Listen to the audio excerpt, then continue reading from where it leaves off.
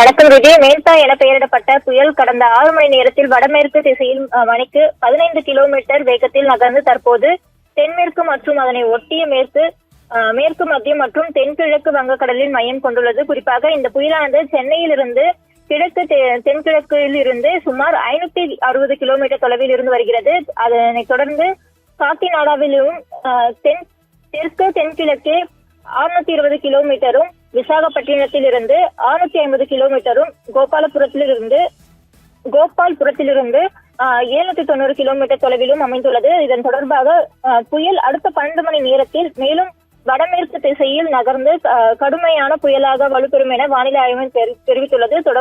மேலும் இந்த புயலானது கடக்கும் போது மணிக்கு 90 முதல் 100 கிலோமீட்டர் வேகத்திலும் காற்று வீசக்கூடும் என்றும் இடையே 110 கிலோமீட்டர் வரை வீசக்கூடும் என்றும் எச்சரிக்கை விடப்பட்டுள்ளது. தொடர்ந்து ஆந்திரா, யானம் மற்றும் தென் ஒடிசா கடலோரங்களுக்கு ஆரஞ்சு நில எச்சரிக்கை விடுக்கப்பட்டுள்ளது. அதே நேரத்தில் கிழக்கு அரபிக் கடலில் இருந்து நிலவும் ஆழ்ந்த காற்றழுத்த தாழ்வு மண்டலம் கடந்த 6 மணி நேரத்தில் மணிக்கு 20 கிலோமீட்டர் வேகத்தில் வடகிழக்கு திசையில் நகர்ந்துள்ளது.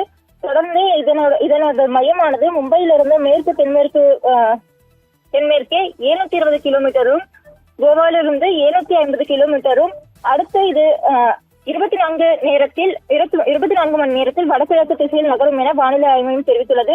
குறிப்பாக ஆந்திரா, யானம், தென் ஒடிசா கடலோர பகுதிகளில் புயல் எச்சரிக்கை தொடர்கிறது என்றும் மீனவர்கள் யாரும் கடலுக்கு செல்ல வேண்டாம் எனவும் வானிலை ஆய்வு மையம் தெரிவித்துள்ளது. தொடர்பாக கடந்த சில மணி நேரத்திற்கு முன்பு புயலானது சென்னையிலிருந்து 16 கிலோமீட்டர் வேகத்தில் வடமேற்கு திசையில் நகர்ந்திருந்தது. தற்பொழுது 15 கிலோமீட்டர் வேகத்தில் நகர்ந்து வருவதாக வானிலை ஆய்வு மையம் தெரிவித்துள்ளது.